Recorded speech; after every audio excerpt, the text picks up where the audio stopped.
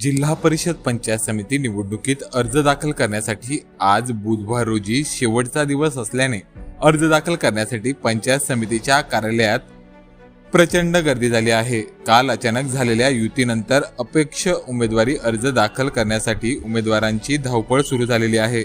सध्या सकाळी 10 वाजेपासूनच पंचायत समिती कार्यालयात प्रचंड गर्दी झालेली आहे।